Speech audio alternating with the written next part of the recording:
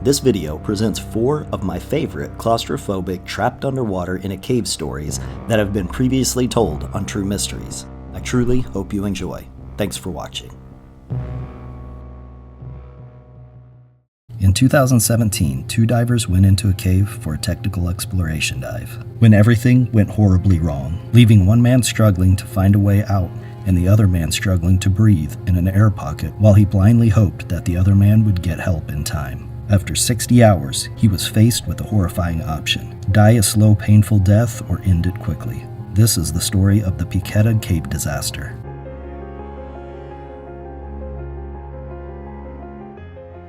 On Saturday, April 15, 2017, Cisco Gracia entered a cave in Mallorca, Spain. Gracia was a geology teacher that had grown up in the area exploring caves and scuba diving. He was a member of a team of scuba divers that would explore and map the systems of caves of Mallorca, Spain. These caves are extremely popular for tourists and divers alike. Of course, there are many caves along the coast that tourists may visit, but there is also a labyrinth of caves that can only be explored by diving. It was Gracia's mission to explore these caves for future divers, but also as a geologist to map the history of Mallorca. Gracia and his dive partner, Guillem Mascaro, entered the cave system in Mallorca to explore Sac Piqueta. As Sac Piqueta is approximately 1 kilometer from the entrance to the cave system, it took the divers an hour to swim to the exploration site. They were prepared with tanks to get there, tanks to explore, and tanks to bring them back. They also each had an hour of reserve air in case something went wrong. While they explored, Gracia collected rock samples, while Guillem charted a nearby chamber. When their exploration phase tanks were nearly out of air, the divers headed back toward the entrance when everything went horribly wrong. The divers were separately headed back when they surprised each other at a junction. The meeting stirred up silt from the bottom, causing a silt out. There was a large amount of silt that had settled at the bottom of the cave. As the 2 divers came together, their motions disturbed the silt, causing the small particles to plume up into the cave. Visibility was now nearly zero. This is a fairly common event that divers prepare for, especially in these particular caves, where it is extremely easy to kick up the silt. In cases of low visibility, and so divers don't get lost, they run a guideline from the cave entrance so they can follow the line back out of the cave. With the visibility now down to zero, they would have to rely on pulling themselves along this line to get to clear water. There was no line where they had left it. They searched for the line by feel for over an hour, using up precious air in the process. The 2 surmised that the line must have either slipped or a rock had fallen on it and it had broken. Either way, they were blind, had no guideline to lead them out of the cave, and now were almost out of air.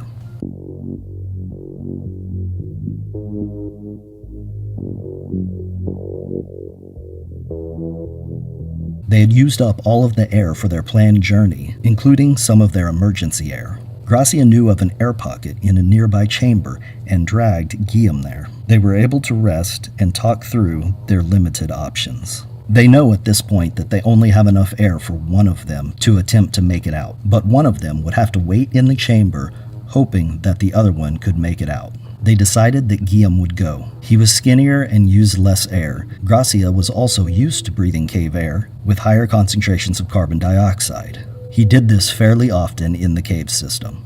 Air in the standard atmosphere comprises 0.04% CO2. The concentration in the cave was nearly 5%. Concentrations this high can cause severe reactions, including hallucination and death. Once they decided on who would go, they had to decide on a route to get out. They reviewed their map of the cave system. They decided on a somewhat longer route that would be easier to traverse. Guillem would have to make it through the first part without a guideline. But if he went the right way, he would get to a line that would lead him to the cave entrance. After Guillem left, Gracia decided to explore the chamber. He didn't know how long he would be there, or if he would ever get out. He took off his equipment and began exploring. He found that the chamber was 80 meters long, 20 meters wide, and the ceiling was 12 meters above the water. He found a large flat rock to rest on, and most importantly, found that the surface water was drinkable. 2 of his lights were dead, and the third was low. He would have to sit in darkness to conserve the battery. He reportedly only turned on the light to climb down to get a drink or to relieve himself. Otherwise, he was in complete darkness, all alone. Gracia was alone in the dark with only his thoughts. For the first 8 hours or so, he stayed positive, thinking that Guillaume would make it out and get help, but as the wait grew longer and longer, the positive thoughts faded. He began to think about Guillaume, and that he had drowned, and if he did, no one would know where he was. Then he thought about his children. If Guillaume had drowned, he would never see his children again. The longer he was in the chamber, the more he felt the effects of the low oxygenated air. He had a pounding headache, was exhausted, and began to hallucinate. He would see lights coming from the lake and hear bubbles of an ascending diver, but when he looked, there was nothing there. At one point, well after he had lost track of time, he heard noises from above him. He thought he heard tanks being filled with air for divers to come rescue him, but he realized that they must have been trying to drill through the rock to get to him. Hearing this, he realized that Guillaume must have made it out. They must be looking for him. His mood improved, but he was still trapped. As quickly as the noises started, they stopped, and Gracia was left alone again in the darkness. This was his darkest point. At this point, he thought he was dead. His light would soon run out, and he wouldn't be able to climb down to get water. He would die alone in the darkness. He was in an extremely dark place. He swam over to his equipment and grabbed his knife. If he was going to die, he was going to do it quickly. He did not want to suffer. He did not want to wait. He wanted to die on his terms. He grabbed his knife and swam back and laid down on the flat rock. As he laid on the flat rock, thinking about what he was going to do next, he started to hallucinate. Again, he saw lights. Again, he heard bubbles, but this time when he looked, a diver surfaced. Immediately, he recognized the diver and realized that he wasn't hallucinating. This was his friend, Bernat Claymore. Gracia, overwhelmed with joy, jumped into the water and embraced Bernat. After 60 hours, he had finally been saved. It took 8 more hours to get Gracia out of the cave, but they now knew where he was, and he was in constant contact with other people. They didn't know if he had water or had eaten, so they brought him water and food. He later recounted that these 8 hours were some of the happiest hours of his life. They also gave him air enriched with oxygen and slowly guided him out of the cave system. When he emerged from the cave on Monday, who else but Guillaume was there to greet him, giving him a huge hug. However, Gracia wasn't out of the woods yet. He had been extremely close to death. His temperature was only 32 degrees centigrade and 89 degrees Fahrenheit. Hypothermia sets in at 35 C and 95 F. Gracia had severe lack of oxygen and was hypothermic. Overnight, at the hospital, he was given pure oxygen to breathe and his temperature was raised to normal levels. Gracia was trapped for so long because the rescue divers had to wait for the silt to clear before they could reach the chamber. In the low visibility water, they couldn't find the chamber. The noises that he had heard were the rescue team trying to drill into the chamber to get him food and air. They quickly realized that they wouldn't be able to drill quickly enough. They knew that they had to get to him through the cave or he would be dead by the time they drilled through. Gracia made a full physical recovery, but still struggles with it to this day. But he doesn't let this get him down. This drives him. Diving is in his bones. He still dives to this day, and he has even returned to visit the chamber that he spent so many terrifying hours in before. Mapping underwater cave systems is an extremely dangerous undertaking. Divers descend deep into a pitch-black cave that has either never been entered or has only been entered a few times to verify safe conditions for survey. In most cases, technical diving with extra equipment and vast experience is required. Even with this experience, the potential for accidents is extremely high. This is the Dismal Sink cave diving disaster.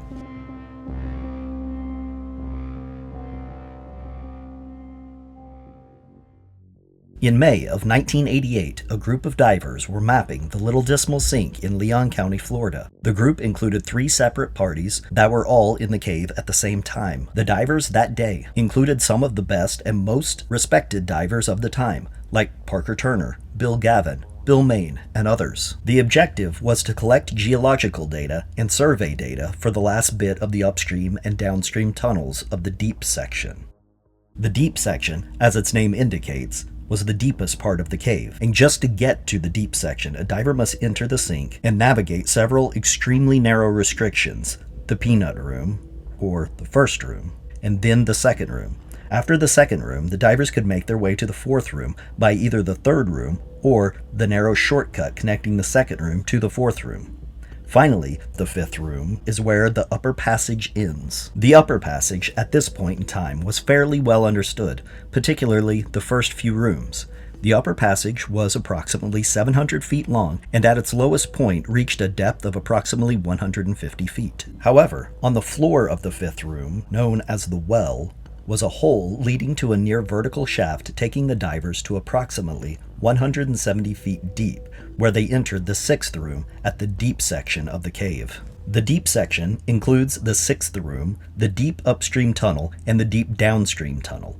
The upstream tunnel reaching a known depth of approximately 220 feet, which was the operational depth for this dive. Diving to 220 feet for extended periods requires not only special certifications in technical diving and an acute understanding of decompression diving, but also specialized equipment. For this story, the function and use of a dry suit must be understood. A dry suit is a waterproof suit that provides a pocket of air inside and provides thermal protection from cold water at depth. As a diver goes deep, the water pressure increases, compressing the dry suit and the air pocket inside. To prevent the diver from becoming vacuum sealed, as the diver goes deeper and deeper, more air needs to be added from the cylinders. Therefore, when the diver is at the deepest, the most air is in the suit. However, this presents a problem. Upon ascent, the pressure outside of the suit decreases, causing the air inside the suit to expand, increasing the diver's buoyancy. To avoid becoming too buoyant, the diver vents off the air through a vent valve. Therefore, the suit can be used to control the buoyancy of the diver. It is essential for the safety of the diver to understand how much air they have in their suit and how this affects their buoyancy as they ascend. Losing control of their suit, particularly while cave diving, could literally lead to a life or death situation. The divers suited up and entered the Little Dismal Sink on May 15, 1988. Upon entering the first room, the divers separated according to plan. Parker Turner and Shirley Bailey stayed in the first room collecting rock samples, while Bill McFadden, Bill Main, and Bill Gavin headed deeper into the cave to the fifth room, then through the vertical shaft into the sixth room and the lower section. This is where they split. Bill Gavin headed into the downstream tunnel alone. Bill Gavin was extremely experienced, and even at this point in time, he was a very well-known diver for his experience in deep diving. Gavin was a U.S. naval engineer who had extensive deep sea and cave diving experience. He had also designed his own dive propulsion vehicle, or DPV, the Gavin Scooter, which, with modifications and advancements through time, provides greater distance and mobility to cave divers. William Hogarth Main, or Bill Main, was also a cave diving pioneer. He developed the Hogarthian gear configuration used in the do-it-right, or DIR, approach to scuba diving. The Hogarthian method became widely known as it was used by both Main and Gavin, as well as others diving as part of the Woodville Karst Plain Project, or WKPP, to map cave systems from Tallahassee, Florida to the Gulf of Mexico, including Waukulla Springs and Leon Sinks, the largest underwater cave in the United States. It's an understatement to say that Gavin and Main were extremely experienced divers and up to this task. The third member of the group surveying the deep section was Bill McFadden. Bill McFadden was only 32 but had plenty of dive experience. He had many deep dives and was a local of Tallahassee. He had 40 dives in Dismal Springs. Of those, 15 were deep. McFadden was also known for cave mapping, and his artistry in transforming his mental image of the interior of a cave to an accurate map was renowned. These three divers were specifically selected by the groups because of their backgrounds. The combination of years of experience of Gavin and Main, paired with the local experience of McFadden, provided great confidence that this survey dive would be a success. Bill Gavin exited the sixth room into the downstream tunnel to survey that area alone. The other two Bills, Main and McFadden, started into the upstream tunnel. Main led the way as they slowly progressed through the tunnel. He tied the guide line as McFadden followed. McFadden stayed on the line, utilizing a compass for direction and taking notes on his survey slate, as McFadden was attempting to navigate the tunnel along the line, while also handling his compass and taking notes on his survey slate. On 2 occasions, his equipment became entangled with the line. First, his battery became entangled. McFadden couldn't get it untangled on his own, so Main had to come back and help release the battery from the line. Next, McFadden's safety reel became entangled. This was quickly fixed, but both events slowed progress. Further slowing progress was the condition of the tunnel. The upstream ceiling in places was only 3 feet high, and the floor was extremely silty. This is not ideal for surveying. If the divers kick up the silt, visibility can reduce to 0, making it impossible to perform their duties. Therefore, they had to go slow and be extremely careful to not kick up the silt. However, even under these difficult conditions, they were able to successfully map a large area of the upstream tunnel. As their gas was running low, Maine signaled that it was time to head back. Overall, though slightly slow going, the dive had been a success. Maine led the way back along the guideline that he had placed earlier, and again, McFadden followed. Along the way, they were still careful not to kick up silt, as this can be extremely dangerous if a diver loses the line and cannot see to get back to it. On a couple of occasions, McFadden stopped to survey and update his notes. Maine simply waited until McFadden was finished, and they carried on. They were going more quickly on the way back to the 6th room, and on a couple of occasions, they did kick up some silt. Maine was careful to stop and look back and make sure that McFadden was with him when the water was clear. When the visibility was reduced, the divers held on to the guideline that Maine had attached earlier. This guideline led directly to the 6th room. After kicking up silt on a couple of occasions, visibility was reduced in those sections of the tunnel. This occurred before the exit of the tunnel, making visibility in and out of the tunnel 0. Maine swam through the silty water, then into the clear, dark water of the 6th room, and waited on McFadden. And waited, and waited. After a short time, Maine realized that McFadden should have exited the tunnel, and began heading back in to look for him, when he realized a light from behind. Bill Gavin had finished surveying the downstream tunnel and was heading for the shaft to exit the 6th room. Maine quickly swam to Gavin and communicated to Gavin that McFadden was still in the upstream tunnel and was overdue for exit. Gavin immediately swam into the upstream tunnel. He traversed the entrance where the silt had been kicked up. It was black, with 0 visibility. He kept the line but searched with his hands as much as he could. Suddenly, the silt cleared, and he entered an area with high visibility, and found McFadden. McFadden was off the line, but okay. Gavin got McFadden and brought him back to the line. Both divers swam back along the line to the 6th room, where Maine was waiting just outside of the tunnel.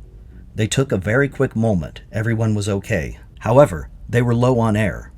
They had spent precious time swimming back to search for McFadden. They needed to get back as quickly as possible.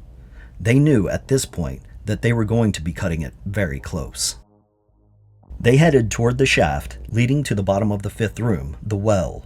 At the well, Gavin hooked up to the dive propulsion vehicle, the DPV. If it wasn't for the DPV, the likelihood of them making it out would have been near 0. As they hooked up to the DPV to get ready to leave, McFadden got Gavin's attention and communicated that his air was out. Gavin immediately gave McFadden his long air hose. Now Gavin and McFadden were sharing Gavin's air. Gavin started the DPV and they began accelerating to the 5th room. As they ascended, they had to vent air from their dry suits. As they motored up through the 5th room, Gavin and McFadden were both breathing from Gavin's air as McFadden was out. Maine was breathing from his air, but running low. Even making good time using the DPV, they were cutting it close. As they ascended, Gavin vented his dry suit to avoid becoming overbuoyant.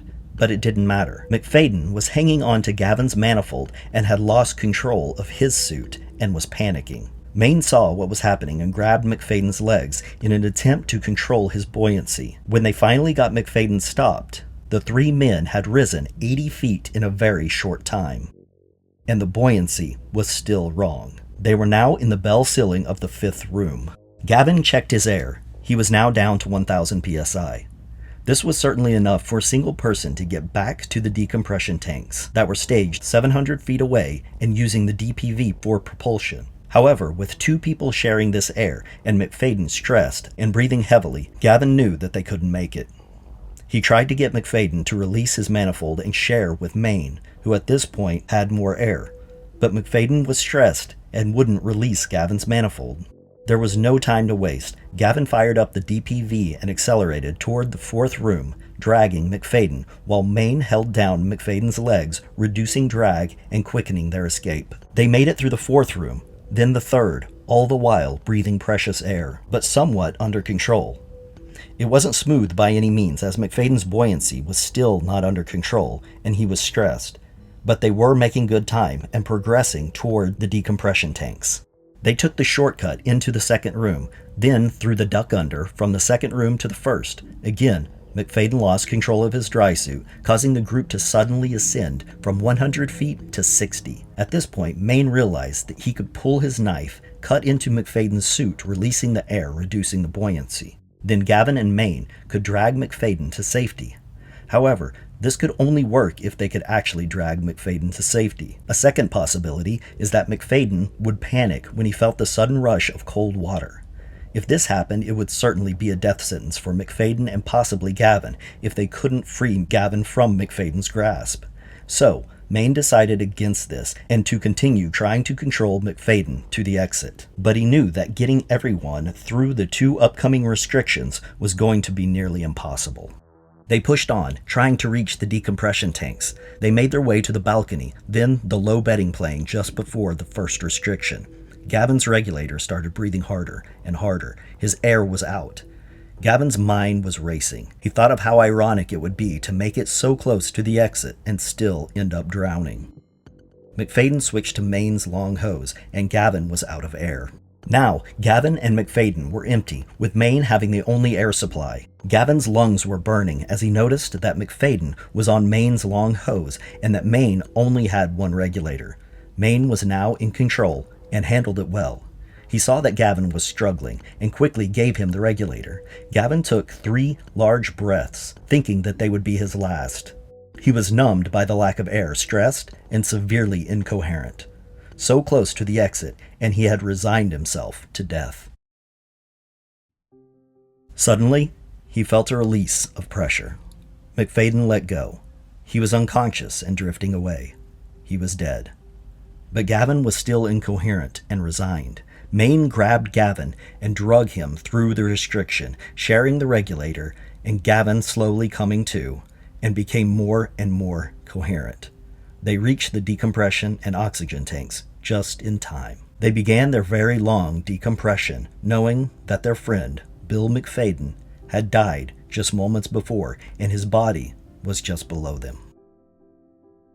An autopsy later revealed that Bill McFadden suffered an embolism, where nitrogen gas bubbles form in the tissue or bloodstream during rapid ascent, which occurred multiple times during their dive.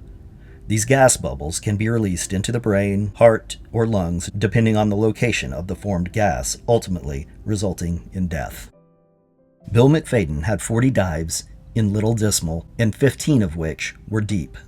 He also dived Sherrill Sink and Sullivan Sink. This dive was extremely difficult, but McFadden was experienced and an extremely capable diver. However, no diver truly knows how they will react when an accident occurs at depth until it happens to them. Though this dive ended in tragedy, analysis of these events has brought many changes to equipment and procedures, and cave diving is truly safer because of it. Today we're telling a story from 1990 of a group of experienced cave divers that dove into the Sac Actun cave system only to have half of the divers become lost. They searched for a way out while one of the other divers dove back into the cave to try and save them. This is the story of the Sac Actun cenote tragedy.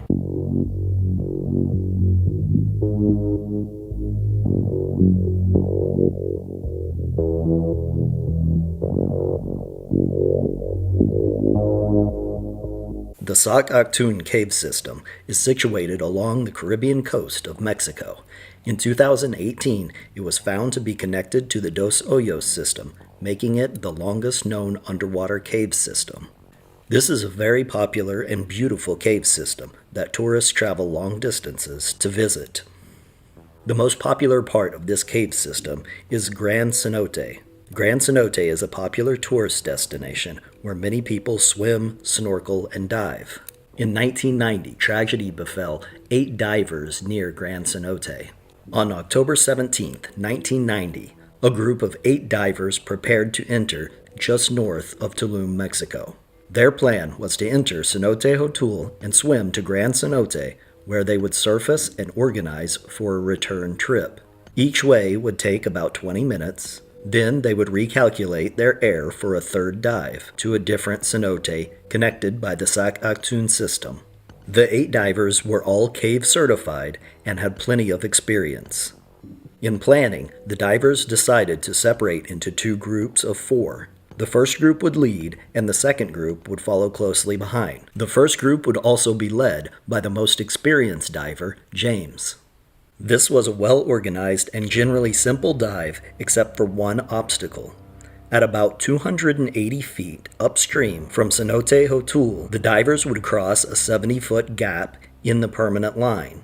The lead divers, including James, would install a temporary line across the gap, connecting the line leading from Cenote Hotul to the line leading to Grand Cenote. A pink direction line marker would be placed at the Hotul side of the line. The remaining divers would then traverse the gap. On their return trip, the final members of the second group would reel in the temporary line. Once the divers had all agreed that they understood the plan and had reviewed their map of the cave system, their journey began. The dive to Grand Cenote was fairly uneventful. They had placed the temporary line and made it to Grand Cenote in 24 minutes. They strung a line from the entrance of the cave system to the surface at Grand Cenote so they could easily return to the entrance to the cave. At Grand Cenote, they surfaced, organized, and reviewed the plan for the return trip. The divers had started with 3,000 psi in their double 80s and now had 2,300 to 2,400 psi. They spent 15 minutes on the surface and reviewed the cave layout and the plan 3 times. Once everyone agreed, they began their return trip. Right away, the group had 2 slight delays. The group investigated a crocodile skeleton, and a diver in the first group lost their mask. The mask was quickly retrieved by a diver in the second group and returned to its owner. The 2 groups continued through the cave system, with the second group following the first with a small gap between. The first group reached the temporary line, and the lead diver of the first group, James, detached the reel of the temporary line. He held the reel while the 3 other divers traversed the gap. The 3 divers from Group 1 arrived at the Hotul side and waited at the pink marker. The second team arrived at the Grand Cenote side of the temporary line, and then James handed the reel to the last member of the second team.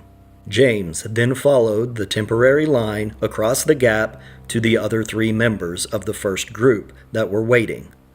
The first group then made a hard left turn to head back to Cenote Hotul. James looked back to see 2 members of the second team headed his way and a third member already having completed the trek across the gap. The first group continued on to Cenote Hotul. When they arrived, James looked back and didn't see any lights from the second team following.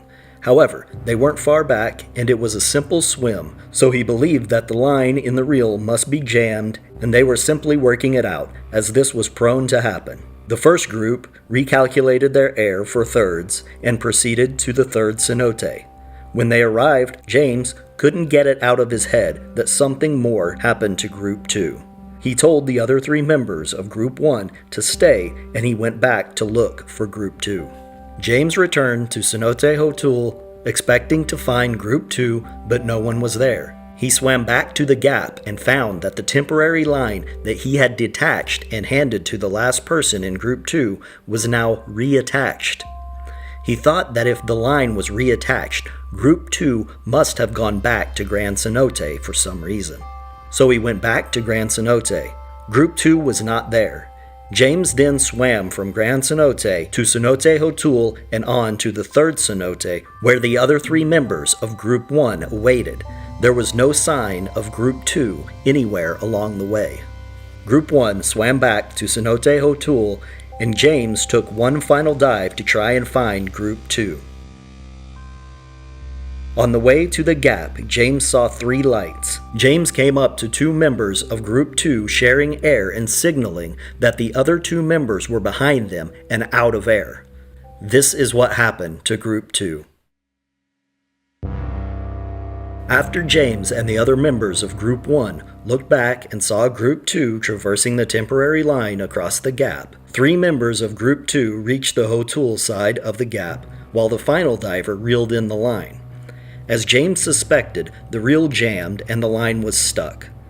The divers ran the line back to the Grand Cenote side and reattached it, then proceeded to cross back to the Hotul side where the pink marker was. Once they had regrouped at the marker, the second team lead took a sharp right, heading down a passage in the opposite direction of Hotul. He was going deeper into the cave system. During the commotion of the jammed reel and resetting the temporary line, the divers had become disoriented and gone the wrong direction. They were now swimming directly away from Cenote Hotul. They swam for a while, the second team lead checked the air levels, then continued on. The second team lead looked worried and asked the other divers why they hadn't seen Group 1 yet. They came to the conclusion that they had gone the wrong direction at the pink marker at the gap. They checked their air, 1500 psi for one diver and 1000 for the other three. They were heading back, but they were all worried that they were cutting it too close. As they headed back down the line to the gap, they found a snapping gap line leading off of the main line. They thought that this could be a line leading to the third cenote, so they took it. Just 100 feet down the line, they found an arrow marker pointing back the direction that they had come. They turned around and headed back to the main line after wasting precious air. The four then continued down the main line heading for the gap when the two divers in the back sped up and swam past the two divers in the front. This left a trail of silt for the back divers as the front divers disappeared. Soon after, one of the two trail divers ran out of air. They began sharing air. Then one of the divers' fins came loose and popped off. They abandoned the fin as they had no time to deal with it, but this slowed their swim. Soon, they came upon the other two divers that had passed them. They were clearly out of air and struggling, but they saw a light ahead of them. The two divers sharing air swam toward the light to find James coming toward them. James signaled the way to Cenote Hotul, and the divers signaled that there was trouble behind them. The final two divers were out of air. James continued on to find a lifeless body stuck to the ceiling with his head in a small air pocket. He pulled off his regulator and purged air into the pocket, adding fresh air.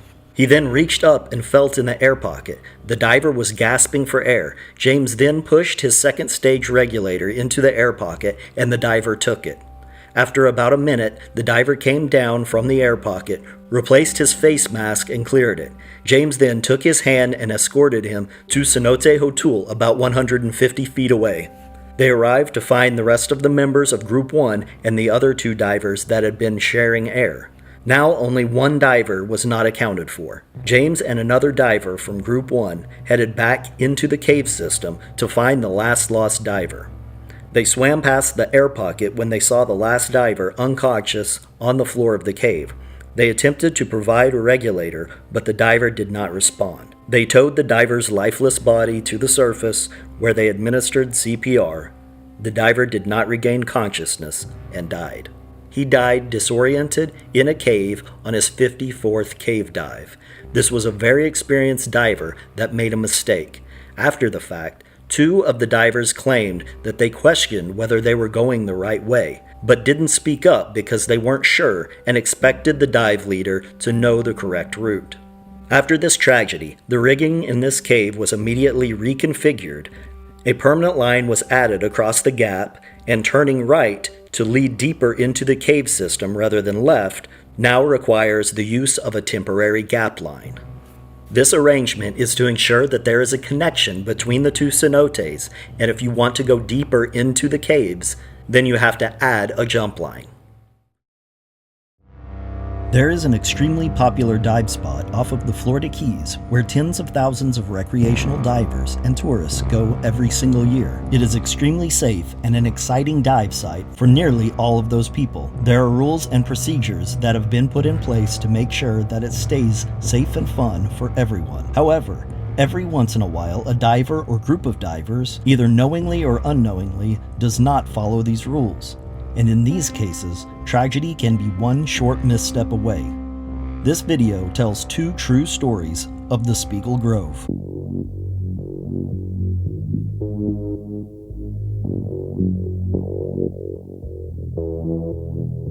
The USS Spiegel Grove was a Thomaston-type dock landing ship of the United States Navy. The ship was named after the home and estate of Rutherford B. Hayes, the 19th President of the United States. and launched on November 10, 1955. Over the first few years, the ship was deployed with the 6th Fleet touring the East Coast, the Mediterranean, and Africa. The ship supported spaceflight operations, including the May 24, 1962 Mercury Atlas 7 flight, where astronaut Scott Carpenter became the 6th human to fly into space. The ship spent the next few years performing training exercises on the East Coast and Caribbean and performing goodwill tours and major military exercises, including Operation Steel Spike in 1964, the largest peacetime landing exercise in history. The ship evacuated Americans during conflicts in Cyprus in 1974 and from Lebanon in 1976. After a long and illustrious career, the USS Spiegel Grove was decommissioned on October 2, 1989, and was transferred to the James River in Virginia as part of the Atlantic Reserve Fleet, or the Mothball Fleet. Here, the ship was maintained in case it was needed in the future. But that day would never come. In May of 2002, the ship was moved from Virginia to Florida, where it was to be sunk as an artificial reef, which was an event in itself. On May 17th, the 12-ton anchors were dropped and the ballast tanks were flooded. However, while the workers were still on board, several hours before the ship was to be fully submerged, the ship rolled to the starboard side, forcing all workers to abandon ship, leaving their equipment behind. The ship sank upside down and came to rest with the stern resting on the ocean floor and the bow slightly protruding from the ocean surface. In June, the ship was rolled over onto its starboard side, where it would remain in this position until July 10, 2005. Hurricane Dennis arrived in 2005 with 20-foot swells and a maximum recorded wind speed of 121 miles per hour. The hurricane destroyed homes and ravaged crops, but no deaths were recorded as a direct result of the hurricane. The hurricane rolled the giant ship onto its keel, righting the ship as was initially intended. Now the ship sits as the largest artificial reef in Florida and hosts many species of marine life and is a huge tourist attraction. The Spiegel Grove is located 6 miles off of Key Largo in the Florida Keys. It is 510 feet long and 84 feet wide. The top deck is 60 feet below the surface, and the hull is up to 135 feet deep, requiring advanced certification for diving. It is said that one could dive the labyrinth of hallways and rooms 100 times and still not enter every part of the ship. Even with the advanced diving credentials, part of the ship remains recommended as off-limits. And some portals have even been sealed because it is too dangerous for divers to enter these parts of the ship. The upper deck at 60 feet below the surface is considered a safe and enjoyable dive that is completed by tens of thousands of people every year. Even novice divers and snorkelers can get a great view of the ship from above when the conditions are right. However, penetration diving of the wreck, particularly below 90 feet, is considered dangerous as there are many obstacles that a diver could become entangled. Furthermore, diving even further into the maze of hallways and cabins to as much as 135 feet depending on the length of the dive requires stages and technical diving experience. Many local diving establishments run tourist snorkeling and dives above and to the Spiegel Grove wreckage. However, they only allow penetration dives of the wreckage to trained and certified divers. Diving this ship can be a simple dive for beginners and intermediate divers up to advanced for only the most experienced. This is why the Spiegel Grove has become such a popular dive spot since it was scuttled in 2002. On March 16, 2007, 4 experienced and advanced certified divers entered the water above the Spiegel Grove wreckage. The divers were Jonathan Walsweir, Scott Stanley, and Howard Spatler of Westfield, New Jersey, and Kevin Coughlin of Chatham Borough, New Jersey.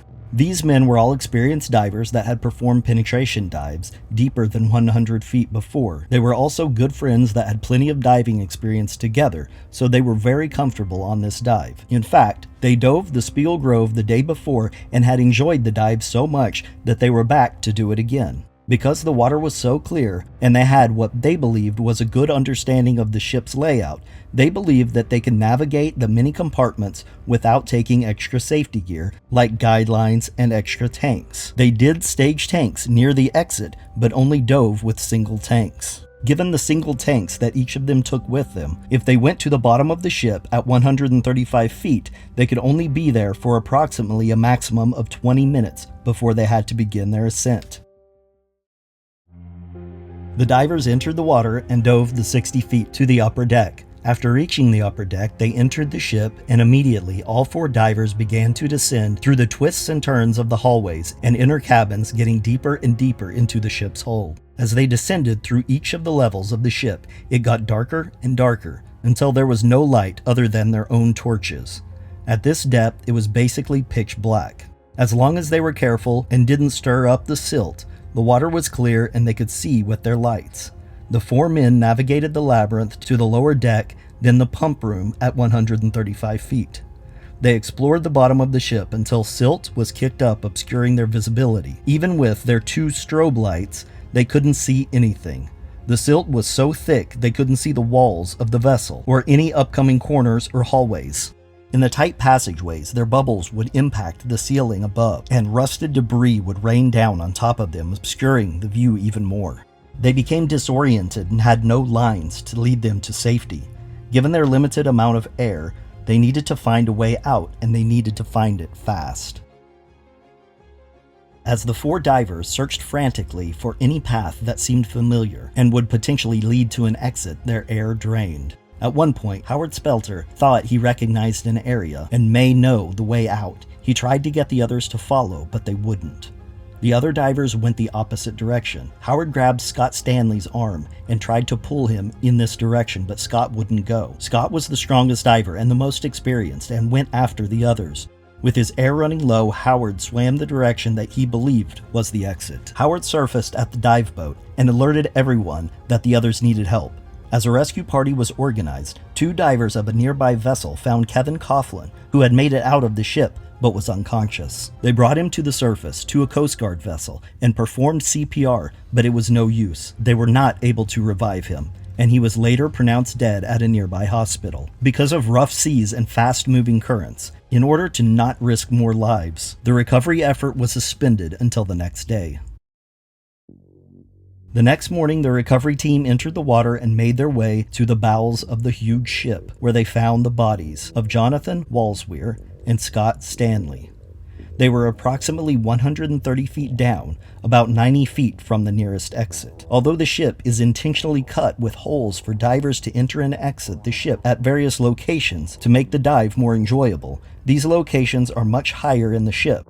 The area that Walsweir and Stanley were found was supposed to be off limits and was supposed to be sealed off, but it was not. It remains a mystery as to why this area was not sealed off. Kevin Coughlin had previously been in this area before he escaped. To escape this area, he must have found his way back to where Howard had tried to get them to follow. To get to the nearest exit, Kevin must have navigated 75 feet through a narrow hallway, then up a 45-foot narrow shaft to the opening 90 feet below the surface, only to have his air run out just before he made it out. The autopsies later showed that all 3 men died of drowning.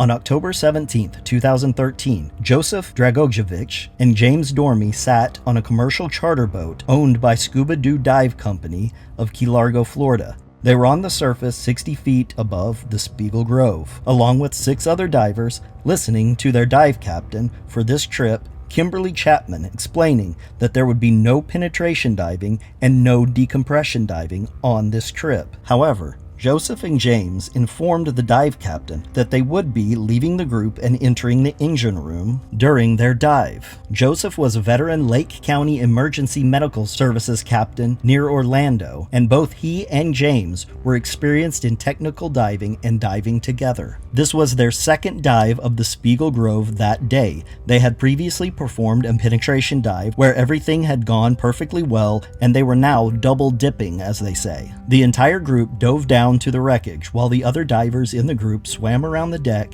experiencing the coral and the marine life.